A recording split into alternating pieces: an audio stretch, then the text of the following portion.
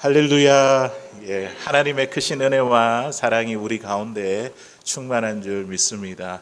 예, 오늘도 우리 주님 사랑에 이끌려서 이 예배 자리에 나오신 우리 성도님들 주님의 이름으로 환영하고 축복합니다. 우리 앞뒤 좌우에 계신 분들에게 하나님의 평강이 함께하기를 바랍니다. 우리 그렇게 한번 인사할까요? 하나님의 평강이 함께하기를 바랍니다. 아멘. 예, 예. 예, 오늘 우리 또 특별히 고 김신종 장로님 또 우리 자녀들 이렇게 한 자리에 또 모여서 함께 예배하게 되었습니다. 예, 감사합니다. 예, 사랑합니다. 축복합니다. 예, 오늘 주신 말씀을 가지고 그가 쉬지 않으리라. 예, 우리 하나님이 우리를 위해서 일하시는 그 하나님을 우리가 만나게 되고 경험하게 되는 이 말씀의 자리가 되기를 주의 이름으로 간절히 소원합니다. 우리 캘리포니아에 세들백 교회라는 곳이 있습니다. 미국에서 가장 영향력 있는 교회 중에 한 곳인데요. 이곳에 이제 릭 워렌 목사님, 지금 아마 은퇴하신 것 같은데, 이 목사님의 사모님이 케이 워렌 사모님이라는 분이 위험한 순종이라는 책을 썼습니다. 이 K 사모님은 어느 날 이 월간지를 읽다가 아프리카 어린 아이들의 이 에이즈 감염 이런 관련 기사를 읽게 되었습니다.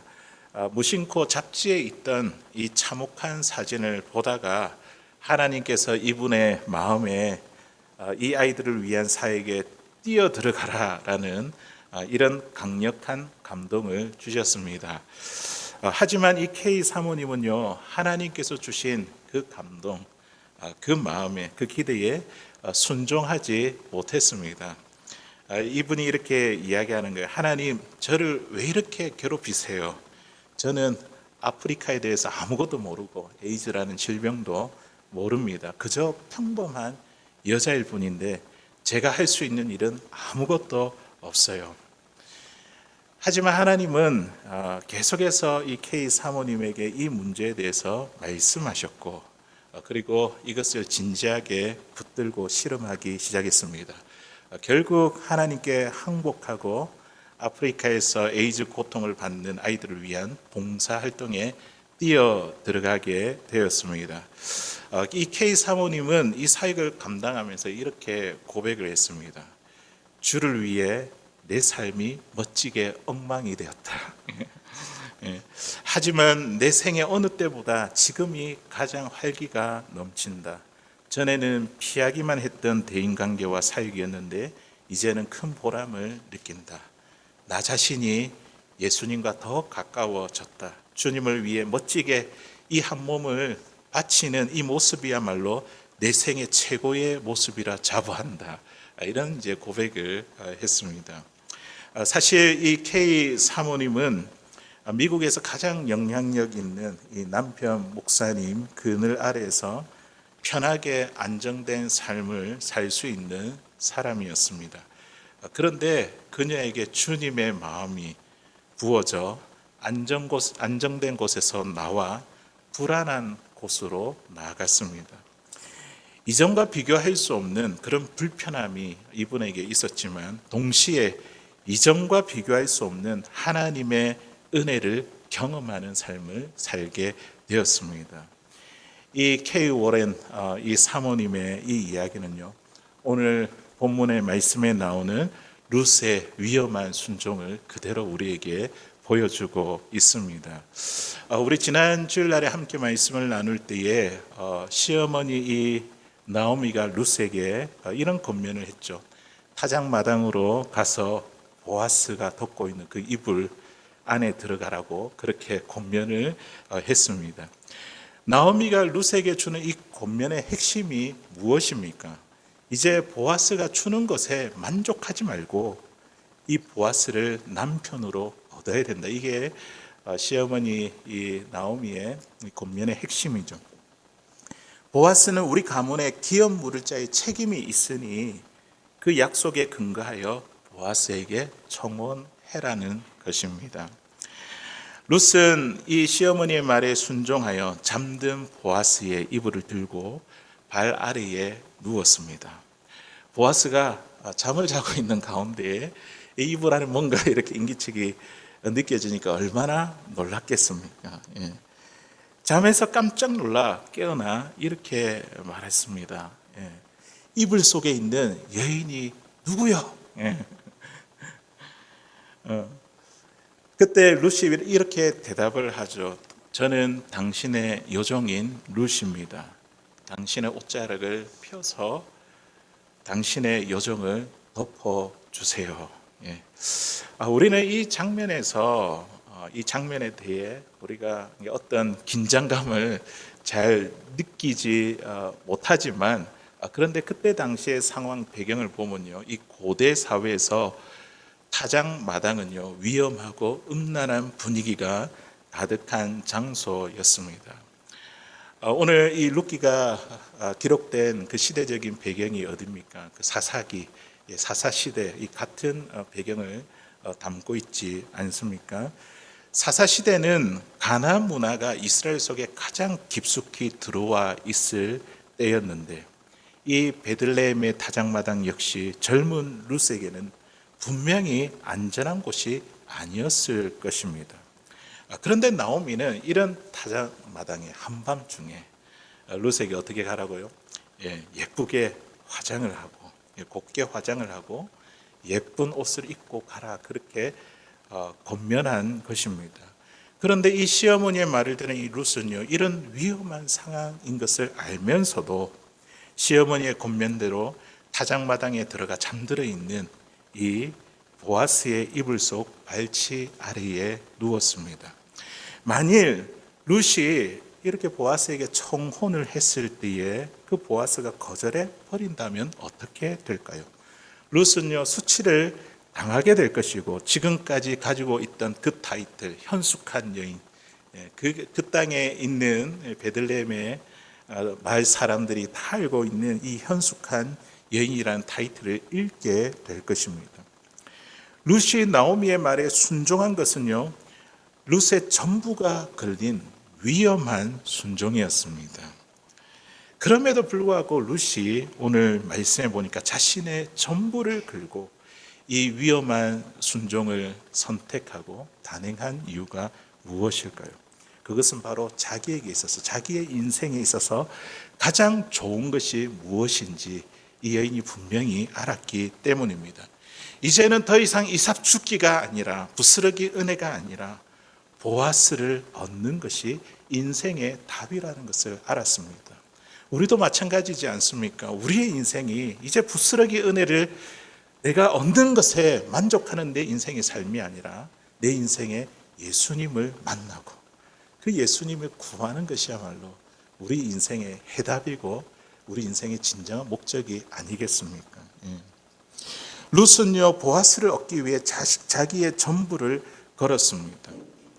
룻은 이 보아스가 자기에게 있어서 이 보아스가 어떤 존재인지 정확하게 알았습니다. 잠결에 놀라 너는 누구냐 이렇게 이야기했을 때 이 룻이 대답하는 말을 우리 한번 들어보십시다. 우리 3장 9절에 있는 말씀 우리 같이 읽어보겠습니다. 시작. 누구냐 대답하되 나는 당신의 여종 룻이오니 당신의 옷자락을 펴 당신의 여종을 덮으소서. 이는 당신이 기업 물을 자가 됨이니이다. 아멘. 자, 지금 룻은 보아스에게 뭐라고 이야기를 합니까? 당신의 옷자락을 펴서 이 요정인 나를 덮어달라고 그렇게 말하고 있습니다. 그런데 이 말씀에 아주 독특한 표현 하나가 있습니다. 그것은 바로 옷자락이라는 단어입니다. 이 옷자락으로 이 여정을 덮어 주소서.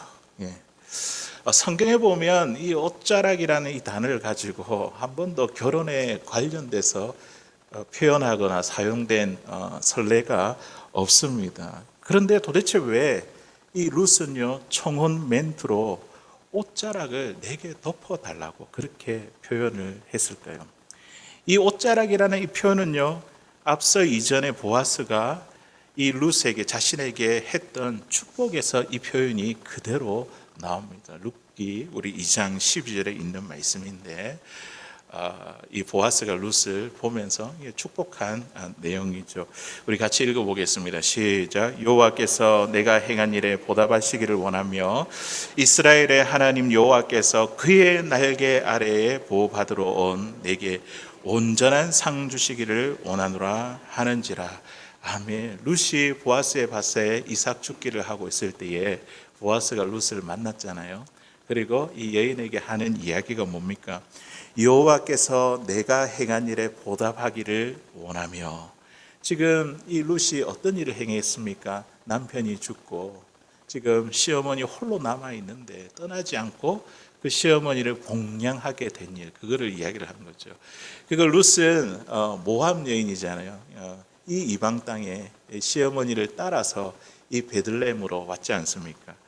여호와께서 내가 행한 일에 보답하기를 원하며, 이 보아스가 룻에게 앞서 이런 축복을 했습니다. 그러면서 뭐라고 하냐면 이스라엘의 하나님 여호와께서 그의 날개 아래의 보호를 받으러.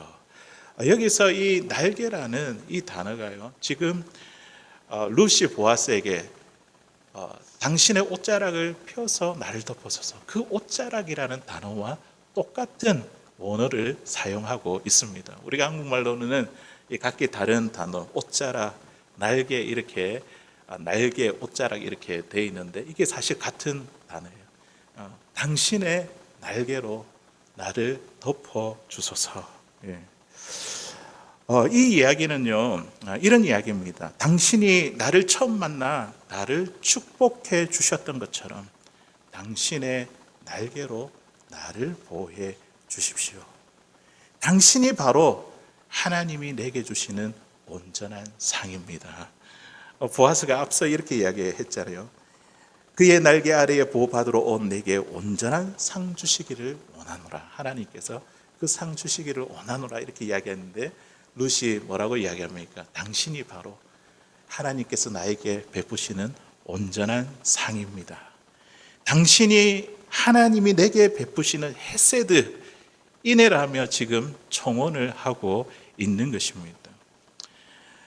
사랑하는 성도 여러분, 오늘 이 룻이 이런 위험에도 불구하고, 그럼에도 불구하고 순종한 이 룻의 모습을 우리는 어떻게 보십니까? 오늘날 교회가 잃어버린 것이 룻처럼 이런 위험을 감수하고도 순종하고자 하는 그런 야성이 아닐까요? 우리 교회에 하나님 역사하시니까 순종하고자 하는, 위험을 감수하고도 순종하고자 하는 그런 야성이 저와 여러분들에게 회복되어야 될 줄로 믿습니다. 우리가 너무나 안전한 삶에 길들어져 있는 것은 아닙니까? 우리가 신앙생활을 하면서 이 신앙생활이 주는 이 위험을 한 번도 감수한 적 없이 우리가 지금까지 살아온 것은 아닙니까? 우리가 적어도 하나님의 역사와 일하심을 믿는다고 한다면 어느 정도 우리의 인생이 모험적으로 돼야 됩니다. 아마 여기에 이렇게 미국으로 이민 오시기로 결단한 여러분들에게 한 번의 이상의 모험은 분명히 있었을 것입니다. 이 모험을 하나님 역사하시고 일하시니까 그렇게 믿음으로 나온 여러분들 아닙니까? 하나님의 역사와 일하심을 믿는다면 우리가 적어도 믿고 뛰어드는 그런 모습이 저와 여러분들에게 필요합니다. 하나님의 역사와 일하심을 믿기 때문에 우리는 세상 사람들이 생각할 수 없는 것들을 생각하고, 또 세상 사람들이 기대하지 못하는 그것을 꿈꾸게 되는 그런 일들이 저와 여러분들에게 있게 되기를 주의 이름으로 간절히 소원합니다. 오늘 이 룻의 총원 메시지에 이제 보아스가 대답해야 될 차례입니다. 당신의 옷자락으로 나를 덮으소서. 그런 이제 청원 멘트에 오늘 보아스가 어떻게 대답을 했을까요? 우리 룻기 3장 10절 11절에 있는 말씀 같이 읽어보겠습니다. 시작. 이르되 내 딸아 여호와께서 내게 복 주시기를 원하노라. 내가 가난하건 부하건 젊은 자를 따르지 아니하였으니 내가 베푼 인애가 처음보다 나중이 더하도다. 그리고 이제 내 딸아 두려워하지 말라. 내가 내 말대로 내게 다 행하리라. 내가 현숙한 여자인 줄을 나의 성읍 백성이 다 아느니라. 아멘. 보아스가 이 룻의 말을 듣고 뭐라고 이렇게 대답을 합니까? 룻의 뜻대로 내가 다 행할 것이다. 보아스는 룻의 마음을 받아들이기로 지금 결정했습니다. 그 이유가 무엇입니까? 방금 읽은 말씀에 보니까요, 이런 결정을 내린 이유가 뭐냐면 이 룻이 이 보아스에게 청혼한 것은 자기의 행복을 위한 것이 아니라 죽은 남편과 시어머니를 위한 그 사랑에서 나왔다는 것을 지금 이야기를 하고 있습니다. 뭐라고 합니까? 네가 베푼 인애가 처음보다 나중이 더하도다. 예. 네가 베푼 인애가 지금 원래 처음에는 그 시어머니를 봉양하고 그리고 베들레헴 땅까지 이렇게 왔지 않습니까? 그런데 이제는 누구를 구합니까? 기업 물을 자가 된 이 보아스를 구하니까 네 인애가 처음보다 나중이 더하더라. 그렇게 이야기를 하고 있는 것이죠. 이제 룻과 나오미의 인생은요, 보아스라는 든든한 후원자와 함께 하게 되었습니다. 이렇게 해서 끝 하고 끝나면 얼마나 좋겠습니까? 그런데 오늘 말씀을 보니까 문제는 갑작스럽게 12절에 말씀이 등장합니다. 지금 보아스가 룻의 그 뜻대로 내가 행하겠다, 그렇게 다 받아들이겠다 이렇게 해놓고는 지금 12절을 이야기를 합니다. 우리 같이 한번 읽어보겠습니다. 시작. 참으로 나는 기업물을 자이나 기업물을 자로서 나보다 더 가까운 사람이 있으니. 아멘. 이것이 웬 말입니까? 다 받아준다 해놓고는 12절에 가서 뭐라고 이야기를 하냐면 다른 사람이 있다.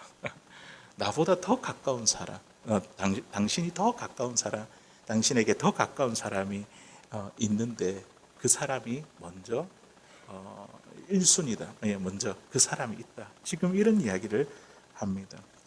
기업물을 자가 보아스 말고 더 가까운 친척이 있다는 이런 뜻밖의 말을 듣게 되었습니다. 보아스는 만일 그 사람이 기업물을 이 권리를 주장하게 된다면 나는 당신의 기업을 잃을 수가 없습니다. 이제 그런 이야기죠. 너무 당황스럽고 또 갑작스러운 대답이었습니다. 다 된 줄 알았는데, 든든한 이제 후원자가 생길 줄 알았는데 지금까지 수고했던 모든 것이 헛사가 될 판이었습니다.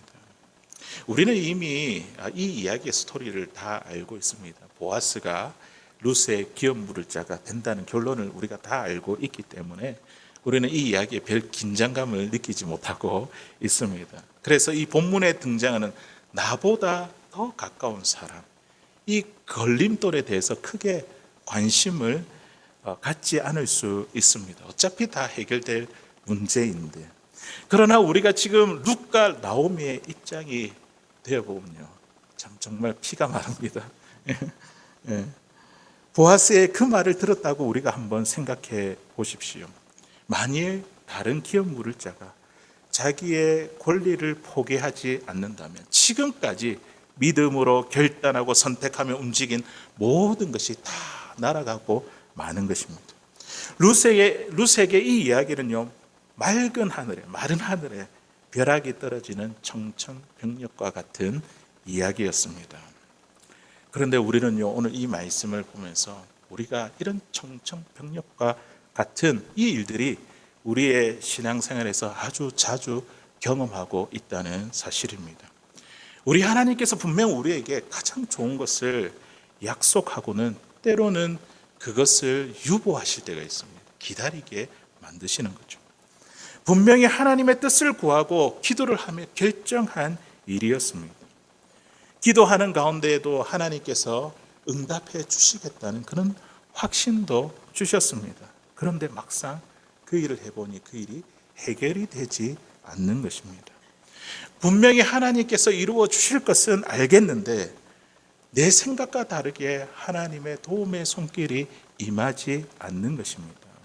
나는 정말 하나님이 기뻐하시는 헌신을 했고 그 헌신을 하나님이 기쁘시게 받으셨다는 확신도 있습니다. 그런데 하나님은요, 여전히 가만히 계십니다. 우리를 여전히 기다리게 하십니다.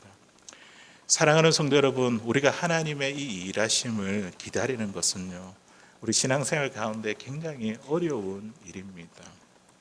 그런데 우리 성도의 삶은요, 이런 기다림의 연속입니다. 우리가 교회에 와서 기도하는 제목이 지난 주일에 와서 드렸던 이 기도 제목과 또 오늘 드리는 이 기도 제목이 대부분 비슷하다는 것을 발견하게 됩니다.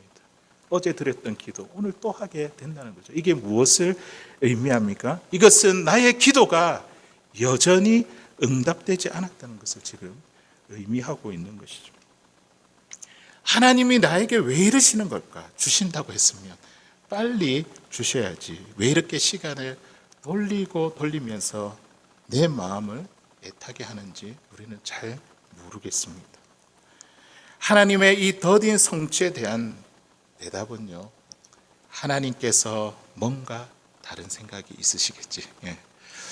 그 더딘 성취에 대해서 우리가 가져야 될 그 마음이, 그분께 뭔가 다른 생각이 있으시겠지. 우리 하나님은요, 나만의 하나님이 아닙니다. 그렇죠. 여기 옆에 계신 분의 하나님이시고 또 나의 하나님이지만 또 우리 모두의 하나님이시지 않습니까? 우리 하나님은 고려해야 될 대상이 참 많으십니다. 나도 고려해야 되고 우리 성도님도 고려해야 되고 우리 교회도 고려해야 되고 고려해야 될 대상이 참 많습니다. 하지만 하나님은 위대한 승부사이며 최고의 선생님이십니다. 하나님의 때에 정확하게 그 일을 이루어 주십니다.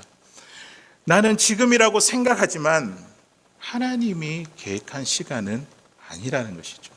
우리가 이 사실을 잘 알고 있습니다. 맞죠? 이 모든 사실을 우리가 잘 알고 있어도 우리의 기다림이 힘들다는 것에 대해 달라지는 점이 없습니다. 그렇다면 우리가 이러한 주님을 주시는 이 기다림 속에서 우리가 배워야 될 것이 무엇일까요? 지금 당장 이루어지지 않고 이 기다림 속에서 우리가 배워야 될 것이 무엇입니까? 내 인생의 주인은 내가 아니고 우리 하나님 아버지시다. 이거를 우리가 이 기다림 가운데 배워야 되는 거예요. 내 인생의 주인은 내가 아니고 하나님이시다. 하나님의 주권 가운데, 섭리 가운데 있는 것입니다. 이것을 다시금 확인해야 됩니다. 보아스는 룻의 몸에 손을 대지 않았고 또 룻이 타작마당에 들어온 것을 다른 사람에게 알리지 않았습니다. 룻을 배려한 것이죠. 자신이 기업 물을 자를 나보다 가까운 사람, 그 사람을 찾아가서 이 부분을 해결하겠다고 그렇게 말하고 룻을 집으로 돌려보냈습니다. 그런데 오늘 말씀에 보니까 그냥 돌려보낸 것이 아니라 보니까 그에게 옷을 펴라 하고 뭘 퍼줬어요? 보니까 보리를 6번 이렇게 퍼주었습니다. 우리 3장 15절을 읽는 말씀 우리 같이 읽어보겠습니다. 시작. 보아스가 그것을 펴서 잡으라 하며 그것을 펴서 잡으니 보리를 6번 되어 룻에게 지워주고 성읍으로 들어가니라. 아멘. 지금 이 말씀에 보니까 보리의 양을 앞서는 보니까 룻이 보아스의 그 밭에 가서 이삭을 줍고 그 나오미에게 돌아갔을 때에 그 양이 얼마나 됐다 그랬죠? 한 에바, 약 17kg 되는 그런 이제 양에 대한 단위를 사용했는데 지금 보니까 그 양에 대한 단위를 사용하지 않고 몇 번 이렇게 퍼올렸다 이렇게 지금 숫자를 이야기를 하고 있습니다. 여기는 이제 의도가 있겠죠. 이게 지금 양이 중요한 것이 아니라 그 옷자락에 얼마나 들어가겠습니까? 그 양이 아니라 몇 번 했는가. 6번이라는 숫자가 지금 중요하다는 거예요. 6이라는 이 숫자가 그들에게 의미하는 바가 있기 때문입니다. 보리를 얼마나 주었는가. 이 양이 중요한 것이 아니라 이 6은요. 룻을 기다리고 있는 나오미에게 보내는 보아스의 사인입니다. 이스라엘 백성들에게 이스라엘 백성들에게 7이라는 이 숫자는 완전을 뜻하는 숫자입니다. 그리고 이 7은요 안식을 의미하는 완성된 숫자입니다. 그렇다고 한다면 이 여섯은 무엇을 의미할까요? 일곱에서 하나가 부족한 이 여섯은요, 완전한 일곱으로 향해 나아가는 마지막 한 걸음입니다. 아직은 안식은 아니지만, 일곱은 아니지만 곧 도달할 거라는 이 소망의 상징이고 메시지인 것이죠. 지금은 최선을 다해 땀 흘려 일해야 되는 그 시간이지만 이제 조금만 견디면 이제 일곱이 되는 것입니다. 오늘 조금만 견디면, 조금만 더 참으면 됩니다. 보아스가 6번 벌이를 퍼주며 나오미에게 전하는 메시지가 바로 이것입니다. 이 기다림의 시간이 너무 길지 않게 하겠습니다. 내가 이 문제를 곧 해결하고 룻을 아내로 맞이하겠다는 그런 약속의 사인이죠. 저는 고통 가운데 있는 우리 성도님들을 위해서 기도할 때 항상 반복하는 한 문장이 있습니다. 하나님, 우리 성도님 누구누구 조금만 더 견디게 해 주십시오. 제발 이 모퉁이만 지나고 저 언덕만 넘어가게 해 주십시오. 이 모퉁이만 들고 저 언덕만 올라서면 그곳에 참된 위로와 안식이 있을 것인데 이 은혜를 누리지 못하는 인생이 되지 않게 해 주십시오. 주님, 조금만 더 힘을 내어 믿음의 길을 걸어가게 해달라는 것이 우리 어려움 당하고 있는 우리 성도님들을 위한 저의 기도입니다. 사랑하는 성도 여러분, 우리의 삶 속에 하나님의 응답이 더딘 것 같은 그런 경험을 우리가 많이 하지는 않습니까? 내 생각대로, 내 시간과 방식대로 움직이지 않아서 하나님이 무정하게 보여서 그렇게 눈물을 흘리고 우시는 날이 있지는 않습니까? 그런데 여러분, 지금은 6째 날입니다. 6째 날. 거의 다 갔습니다. 다 왔습니다. 조금만 더 가면 됩니다. 지금까지 왔는데 이제 하나 남았는데 포기하면 안 됩니다. 여기서 다시 힘을 내어 마지막 하나를 우리는 채워야 됩니다. 오늘 보아스가 6번 되어 보리를 보냈잖아요. 이제 거의 다 왔습니다. 거의 다 와서 7이 되면 주님이 준비하시는 참된 안식을 맛보게 될 것입니다. 주님께서 우리에게 맛보게 하실 그 안식을 우리가 기대하며 그 소망으로 오늘을 인내하고 그분을 고대하며 살아내는 사랑하는 저와 여러분들 다 될 수 있기를 바랍니다. 나오미는 이 룻을 통해서 지금 6번 되어준 이 보리에 담긴 이 보아스의 메시지를 읽게 되었습니다. 그래서 이제 나오미는 어떻게 합니까? 불안해하는 이 룻을 위로하고 격려하며 이렇게 말합니다. 오늘 우리가 들었던 이 말씀 가운데 우리가 다른 거 다 잊어버려도 이거 하나만 기억했으면 좋겠습니다. 오늘 결론적인 부분 우리 18절에 있는 말씀 우리 같이 한번 읽어보겠습니다. 시작. 이에 시어머니가 이르되 내 딸아 이 사건이 어떻게 될지 알기까지 앉아있으라. 그 사람이 오늘 이 일을 성취하기 전에는 쉬지 아니하리라 하니라. 아멘. 나오미는 이 보아스의 이 메시지를 듣고 어떻게 위로를 합니까? 그 사람이 오늘 이 일을 성취하기 전에는 이제 7번 되는 그 이 일을 성취하기 전에는 그가 쉬지 아니하니라. 내 딸아 이제 우리는 앉아서 기다리자. 우리는 우리 할 바를 다 했으니 이제 그가 어떻게 하는지 보자. 그 사람은 이 일을 성취하기 전에는 결코 쉬지 않을 거란다. 우리 주님은 결코 쉬지 않습니다. 7번 참된 안식을 저와 여러분들을 위해서 준비해 두시고 계십니다. 제가 2주 전에 저희 딸이 이제 한참 이제 대학 원서를 넣고 그 소식을 기다리는 가운데 있습니다. 2주 전에 저희 딸이 가고 싶어하는 그 대학 그게 이제 합격 통지를 받았습니다.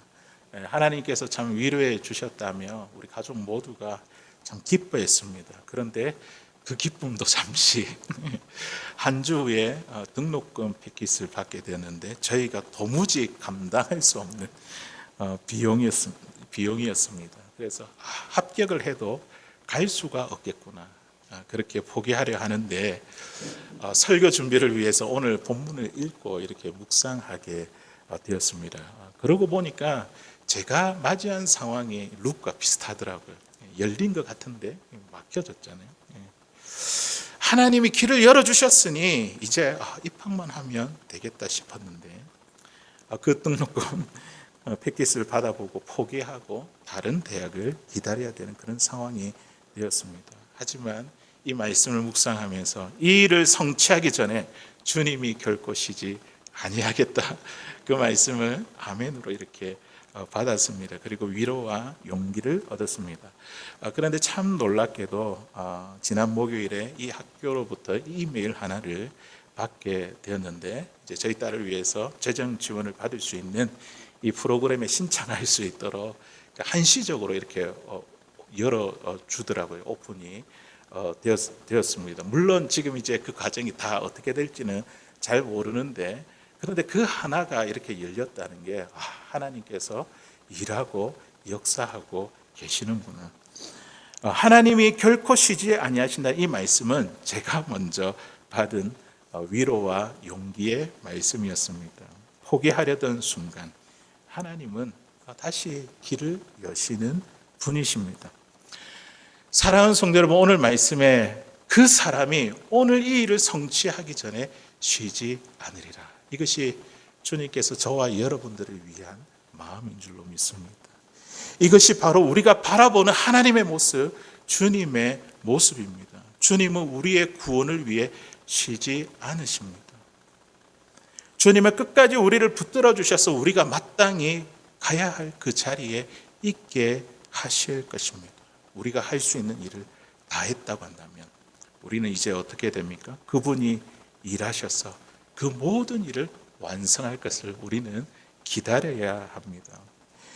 이 시간 우리의 구원을 완성하실 때까지 결코 쉬지 아니하시는 그 주님을 꼭 신뢰할 수 있기를 소망합니다.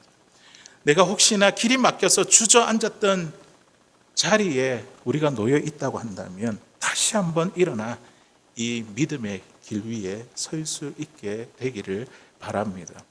이 언덕 너머, 이 모퉁이 뒤편에 우리 주님이 기다리고 계십니다. 그러니 포기하지 마십시오. 다시 힘을 내십시오. 이렇게 또 한 주간, 이 한 주를 소망으로 인내하며 살아내십시다.